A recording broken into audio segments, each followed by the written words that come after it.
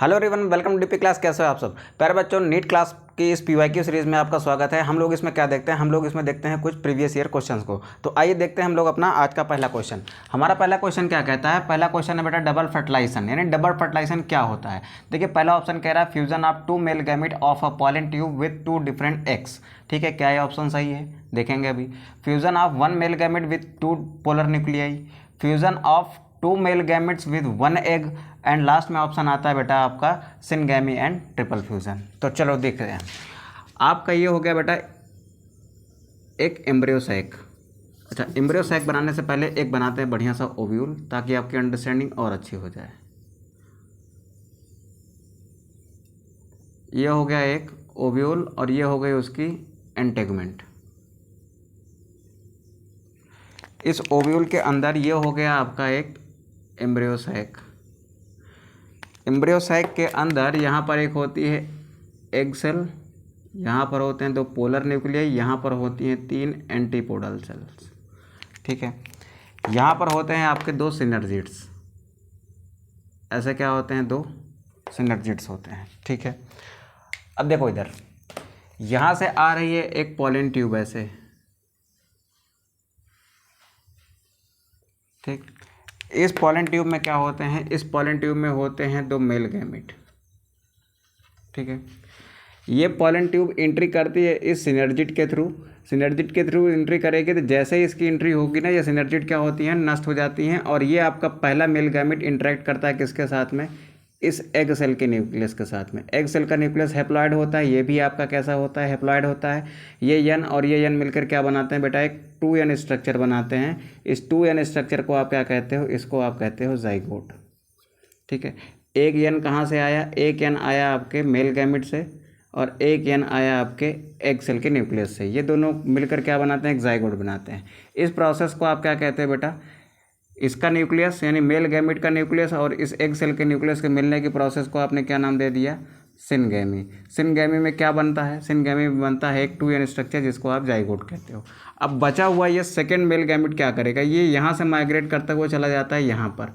ये एक polar nuclei है और ये वाला एक दूसरा पोलर न्यूक्लियाई है। तो ये वाला यन जो है, यानी ये एक न्यूक्लियस इन दोनों न्यूक्लियस से क्या करता है? फ्यूज़ करता है। यानी एक यन इन दोनों यन से फ्यूज़ करता है और क्या बनता है? एक ट्रिप्लॉइड स्ट्रक्चर बनता है, जिसको आप 3n स्ट्रक्चर कहते हो। इस 3n स्ट्रक्चर को आप कहते हो बेटा प्राइमरी एंडोस्पर्म न्यूक्लियस। क्या कहलाता है ये? प्राइमरी एंडोस्पर्म न्यूक्लियस कहते हो। ठीक है, और ये प्राइमरी एंडोस्पर्म न्यूक्लियस यानी 3n स्ट्रक्चर का बनना क्या कहलाता है बेटा? ये कहलाएगा आपका ट्रिपल फ्यूज़न। क्या कहलाता है? Triple fusion. तो अब आप देखो कि डबल फर्टिलाइजेशन में क्या क्या होता है। डबल फर्टिलाइजेशन में पहली चीज़ तो सिनगैमी होगी, दूसरी चीज़ क्या होती है? ट्रिपल फ्यूज़न होती है। यानी ऑप्शन कौन सा सही है बेटा? आपका ऑप्शन नंबर डी सही है। अगला क्वेश्चन देखिए, आपका अगला क्वेश्चन क्या कहता है? In angiosperm pollen tube liberate their male gamete into. अभी मैंने कहा कि ये जो पॉलन ट्यूब आ रही है ये अपने मेल गैमेट को कहाँ लिबरेट करती है? एम्ब्रियो सैक में। तो देखो ये जो सिनर्जिड्स हैं ना, ये आपके बगल में क्या बनी हुई हैं? सिनर्जिड्स बनी हुई हैं। इन्हीं सिनर्जिड्स के थ्रू क्या करती है? ये अपने मेल गैमेट को रिलीज करती है। ठीक है, तो आंसर क्या हो जाएगा बेटा? आपका आंसर हो जाएगा सिनर्जिड्स। सेंट्रल सेल, ये बीच वाला सेल है, इसमें नहीं करती है। एंटीपोडल सेल यानी ये ऊपर वाला सेल, इसमें भी नहीं करती है। एग सेल यानी ये बीच वाला जो बड़ा वाला सेल है, इसमें भी नहीं करती है। फिर लास्ट में आते हैं आपके सिनर्जिड्स, यानी जो साइड साइड में सेल्स होती है ना, इनसे ही एंट्री करती है आपकी ये पॉलन ट्यूब। यानी ये किससे करती है बेटा? आपके सिनर्जिड्स से। फिर आता है आपका अगला question, endosperm is form during the double fertilization by. यानी एंडोस्पर्म जो बनता है डबल फर्टिलाइजेशन के बाद में, वो किससे बनता है? तो अभी देखो इधर ये आपका ट्रिपल फ्यूजन हुआ। ये एक मेल गैमेट यहाँ के दो पोलर न्यूक्लियाई से मिला, इसने बनाया एक 3n स्ट्रक्चर जिसको आप कहते हैं बेटा ये क्या है? आपका प्राइमरी एंडोस्पर्म न्यूक्लियस है। प्राइमरी एंडोस्पर्म न्यूक्लियस ही डेवलप करके आगे जाके क्या बनाता है? ये आपके बनाता है एंडोस्पर्म को। क्या बनाएगा आगे जाके? ये बनाता है आपकी एंडोस्पर्म को। यानी एंडोस्पर्म न्यूक्लियस जो है आगे जाके क्या बना रहा है? एंडोस्पर्म बना रहा है। यानी एंडोस्पर्म का विकास कहाँ से हो रहा है? एंडोस्पर्म का विकास कहाँ से हो रहा है? दो पोलर न्यूक्लियाई और एक ये मेल गैमेट। ये क्या है आपका? एक मेल गैमेट है, ये आपका एक मेल गैमेट है और ये दोनों क्या है बेटा आपके? ये दोनों ये पोलर न्यूक्लियाई हैं। यानी एक मेल गैमेट और ये दो पोलर न्यूक्लियाई मिलकर 3n स्ट्रक्चर बनाएंगे। यही आगे जाके क्या करेगा? प्राइमरी एंडोस्पर्म न्यूक्लियस बनाएगा, जो आगे जाके एंडोस्पर्म बनाएगा। यानी एंडोस्पर्म का विकास कहाँ से हुआ है? इसका विकास हुआ है वन मेल गैमेट एक male gamete plus 2 polar nuclei से, ठीक है। तो आप देखो इसमें कौन सा ऑप्शन है, यहाँ ये ऑप्शन कह रहा है 2 polar nuclei and 1 male gamete, 2 polar nuclei and 1 male gamete. यहाँ पर देखो 1 male gamete and 2 polar nuclei, यानी ऑप्शन नंबर आपका ए सही है, बाकी ऑप्शन में जाने की जरूरत ही नहीं है, ठीक है। चलते हैं हम लोग अपने अगले क्वेश्चन में। अगला क्वेश्चन क्या कहता है बेटा, अगला क्वेश्चन है एंडोस्पर्म इन जिम्नोस्पर्म इज। देखो अभी तक आप बात कर रहे थे किसकी, एंजियोस्पर्म की। ये सारी चीज़ें जो आप देख रहे हो ना, ये सारी चीज़ें कहाँ पर हैं, ये अभी बात कर रहे थे आप किसकी, एंजियोस्पर्म की। एंजियोस्पर्म क्या है बेटा, फ्लावरिंग प्लांट्स को आप क्या कहते हो, फ्लावरिंग प्लांट्स को आप एंजियोस्पर्म कहते हो। एंजियोस्पर्म के जो सीड होते हैं वो क्या होते हैं बेटा, कवर्ड होते हैं, ठीक है। ऐसा ही मिलता जुलता एक टर्म आता है बेटा आपका जिम्नोस्पर्म का। जिम्नोस्पर्म ऐसे प्लांट्स का ग्रुप होता है जिनके सीड कैसे होते हैं,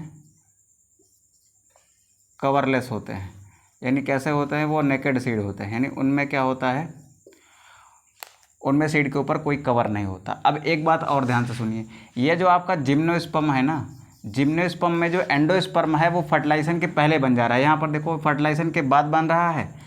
एंजियोस्पर्म में क्या होता है, फर्टिलाइजेशन के बाद एंडोस्पर्म बनता है, लेकिन जिम्नोस्पर्म में क्या होता है, एंडोस्पर्म का निर्माण फर्टिलाइजेशन से पहले ही हो जाता है। तो फर्टिलाइजेशन से पहले एम्ब्रियो साइक के सारे स्ट्रक्चर कैसे होते हैं बेटा, हैप्लॉइड होते हैं ना। तो एंडोस्पर्म जिम्नोस्पर्म की कैसे होती है, हैप्लॉइड होती है, यानी ये कब बनती है, ये बनती है बिफोर फर्टिलाइजेशन। ये फॉर्म कब होते हैं, बिफोर फर्टिलाइजेशन, ठीक है। चलते हैं अगले क्वेश्चन में। अगला क्वेश्चन क्या कहता है बेटा, अगला क्वेश्चन है the role of double fertilization in angiosperm is to produce, यानी डबल फर्टिलाइजेशन का रोल किस चीज़ में होता है, यानी एंजियोस्पर्म में डबल फर्टिलाइजेशन क्या बनाता है। तो अभी आपने देखा था ना, दो ही चीज़ बनाता है बेटा, एक तो जाइगोट बनाएगा डबल फर्टिलाइजेशन, दूसरा ट्रिपल फ्यूजन करके क्या बनाता है, प्राइमरी एंडोस्पर्म न्यूक्लियस बनाता है, जो आगे जाके क्या बनाती है, जो आगे जाके एंडोस्पर्म बनाती है। यानी ऑप्शन नंबर कौन सा सही है बेटा, आपका ऑप्शन नंबर सी सही है, ठीक है। अब चलते हैं बेटा नेक्स्ट ऑप्शन में, नेक्स्ट क्वेश्चन में। नेक्स्ट क्वेश्चन क्या कहता है, double fertilization is characteristic of. Double fertilization किस में होता है, तो मैंने क्या बताया आपको कि डबल फर्टिलाइजेशन केवल और केवल किस में होगा, एंजियोस्पर्म्स में होता है, बाकी किसी प्लांट्स में नहीं होता है। देखो इधर, इसको थोड़ा सा रफ कर लेते हैं।